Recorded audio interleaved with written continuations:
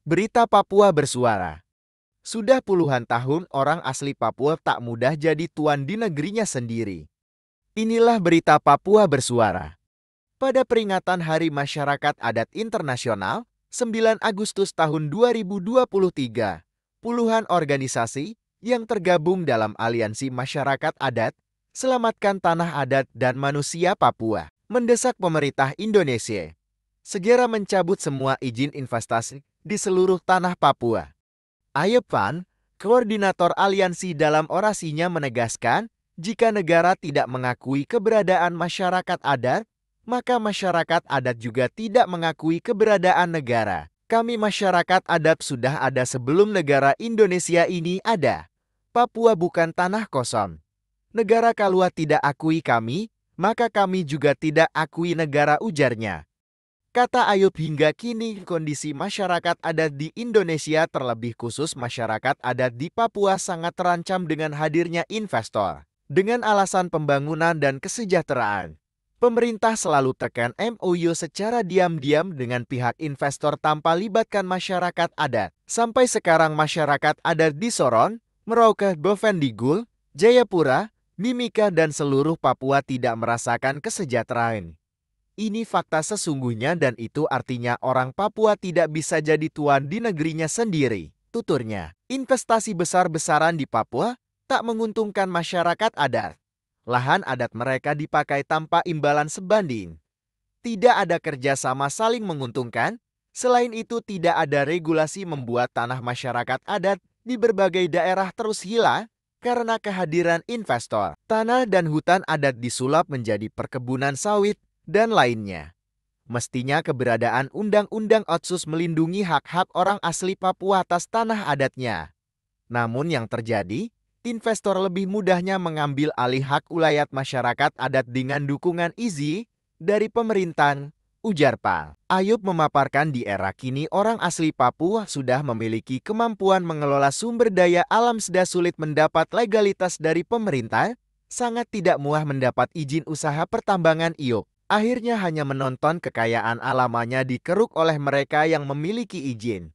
Padahal orang asli Papua juga sudah bisa mengelola, hanya saja tidak ada jaminan, ujarnya lagi. Maka pada momentum peringatan Hari Masyarakat Adat Internasional, Aliansi Masyarakat Adat Selamatkan Tanah Adat dan Manusia Papua menyampaikan 14 pernyataan sikap, yaitu 1.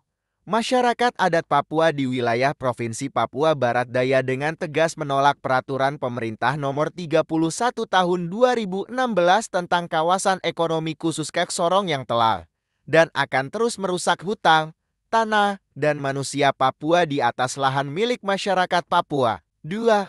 Kami masyarakat adat Papua mendesak kepada pemerintah Provinsi Papua Barat Daya untuk tidak menerbitkan surat izin lokasi, izin lingkungan, dan izin usaha perkebunan kepada PT Sorong Global Lestari di wilayah hukum adat masyarakat pemilik Dususnen yang berdampak oleh aktivitas perkebunan sawit. 3.